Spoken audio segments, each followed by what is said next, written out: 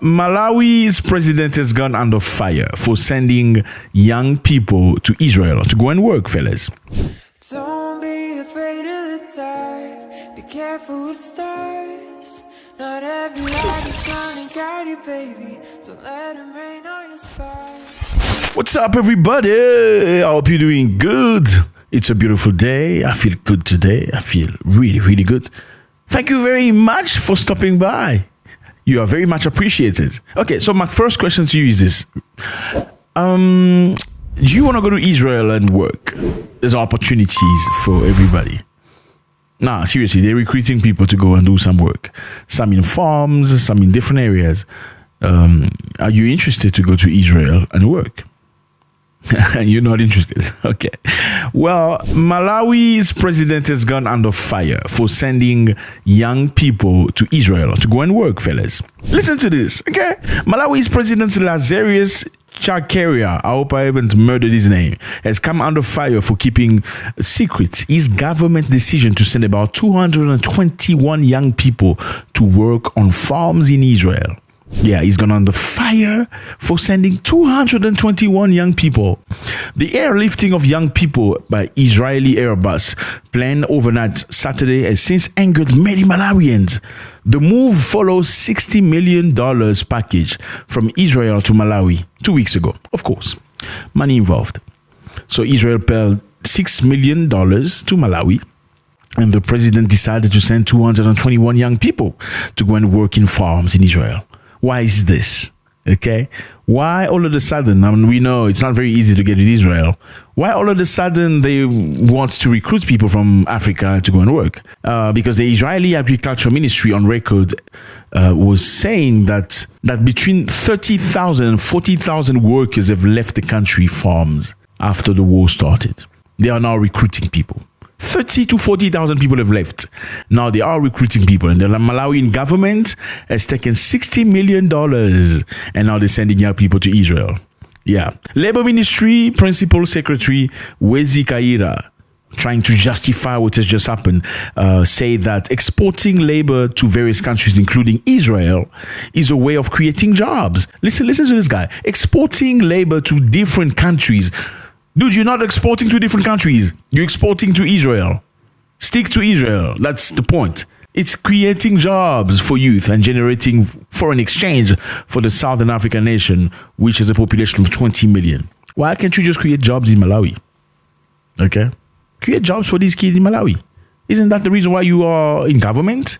This program will benefit both the individual and nation, he says. A portion of the wage will cover their living cost in Israel. What? So some of the money will cover their living in Israel. Why are they working then? And the remainder will be remitted to the personal account of each person here in Malawi to boost foreign exchange, Kaira said in a statement. He also stressed that the Malawian youth are not going to fight in Israel. Obviously, I have to make sure you hear that. The war against Palestinians and Hamas, but will work in a certified and approved location which are classified fit and safe. What can be classified safe in that area? I thought there was war. Okay? And this is crazy. So the Malawian government has decided to send kids, yes, young people, 221, to Israel and go and work in farms. Okay, this is not a glamorous job. You know, in farms, you pick up trash, you pick up gods, you pick up stupid things, you pick up shit from cows and stuff like that. It's not like an office job. How about you import or export people for office job? Okay, we need computer engineers from Malawi going to Israel and go work. We need some engineers, construction from Malawi. Why do you need people from farm work? And isn't that reducing you to like stupid labor? I'm sorry, but hey. And again, these are young people. How much option do they really have?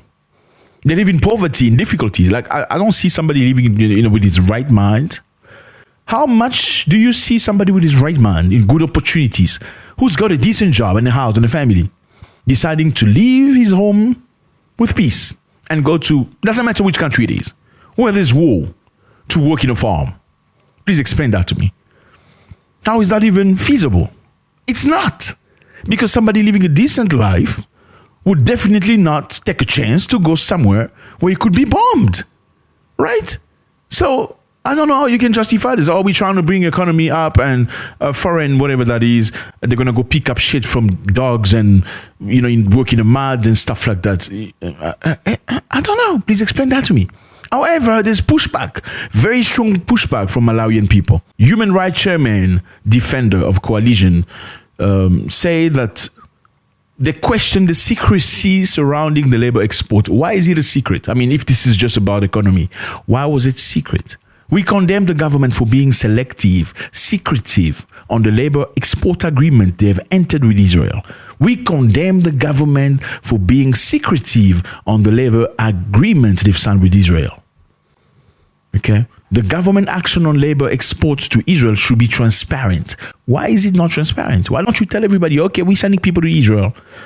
But it was like, in the dark. The airplane came in the dark to take 221 kids. Surely kids that have never seen any other country, they have no hopes, no jobs, nothing. Okay, you can go, you make some money. We'll take some money and we're going to use it for your living expenses, which is debatable. How are you going to use some of my money for my living expenses? I thought if I'm coming, then you're taking care of my expenses. Why do you have to use the money you're paying me for my living expenses? There's only one meaning to that. You are taking the money. Then you're saying, oh, that's money we took. It's for your living expenses. So you're taking the money. It's not the full money they're going to get. You're going to slice it into 2 or 3 and say, oh, this was your living expense. And the rest of the money, the crumbs, they're going to put it in a bank account where they're going to be taxed. We condemn the government for being secretive. The opposition leader in Malawi, Kodwani Nakumwa, who first raised the issue in parliament on Thursday, told Anadu via telephone that the government opted to keep the issue secret because it knows that this is an evil transaction. Yeah, the government knows this is an evil transaction for $60 million. Okay, you're sending your kids to go. I don't care which country it is. In a country at war, I don't see how you can send your... okay, I bet you there's none of the president's kids amongst those children, right?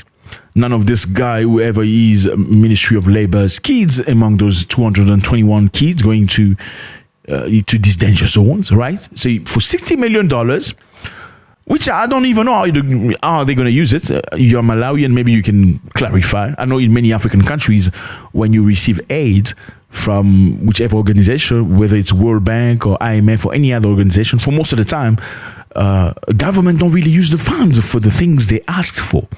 Let me give an example. It's okay, so we need $100 million so we can build road from one city to the other. They get $100 million. The thing is, they're probably going to use only $10 million to build the road. And the road will not be achieved.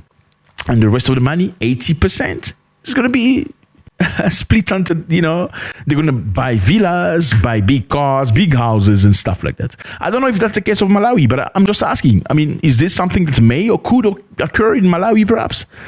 $60 million, we're giving you 221 kids, innocent kids, living in poverty and difficulty, to go work in the farms, clean shit from cows and stuff like that, cut herbs, do the dirty job, get into the mud. 60 million. In the meantime, we're going to pay them crumbs, okay? Some of the money will be the money they're going to be using in your country at war. We're going to give them crumbs in the bank account. They're going to be taxed again. I don't know how you can justify this. They say government has gone into the agreement with the Israel company when it's aware that there is war in a country. No sane parent can send his or her child to work in a country that is at war. Nakuma said, yeah, that makes sense. How do you send your child in a country that is at war? Why? Okay. The Israeli government confirmed that 30,000 to 40,000 people have left the country. They have left the jobs. Yeah. 30 to 40,000 people have left the jobs because of the situation. But you, because you are very clever, you take children from other people, lying to them about how beautiful their life is going to be after this trip, sending them to a country that is a war. I'm sorry, but let those kids grow up in peace. I don't know if this sits right with you, but I don't know how you can justify this. Malawi is a beautiful country. Here is a map. I'm sure you've seen the map. I hope you put the map earlier. Lovely place, Southern Africa. Great people, lovely people. Great history. Malawi was a country of John Chilembwe. Who's John Chilembwe? I'm sure he's going to be very upset if he hears this story. John Chilembwe was a great Pan-Africanist. Okay, we inspired other freedom fighters. He was born in 1871 Okay, John Chilembwe worked later under Joseph Booth as a missionary, so he was very much involved into Christianity stuff, preaching and stuff like that. He eventually traveled to the United States to acquire more knowledge, learn theology in Virginia. When he returned to Malawi, John Chilembwe became a preacher. So he preached to Malawians about Jesus and stuff like that. Chilembwe established a church in Malawi where people came to him. Obviously, you know, as a Malawian, you rather go to a church where the preacher looks just like you than going to a church where the preacher looks different, right? However, during this time, white settlers, because white settlers came to Africa, they came to Malawi too. So they used Malawians to do hard labor, you know, like they did in most African countries. And at that time, with white settlers, were forcing Malawians off their land. They were chasing them off their land. And Malawian soldiers were also being taken by force to go fight in Tanzania against the German army. Malawian people were being forced to go fight against the German army in Tanzania. You hear that? So you come into an African country, you take the people, you take things over, then you want to force people to go fight your fight in a different country and different continent. John Chilembwe was one of the people that stood and said, no Malawian should go give his life on things that do not concern Africans. This is their war. It's not ours. Why are you going? Don't go. That's John Chilembwe. They hated him for that.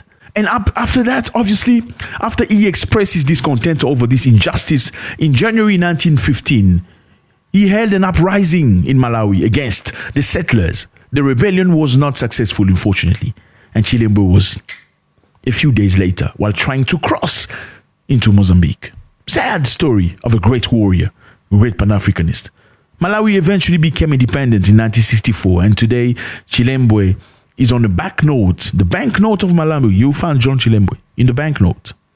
And there are a highway in the name of John Chilembwe. And recently in London, they put a statue of John Chilembwe. In London, John Chilembwe, please find that statue of John Chilembwe in London. Why would British people put a statue of a great Pan-Africanist of Africa?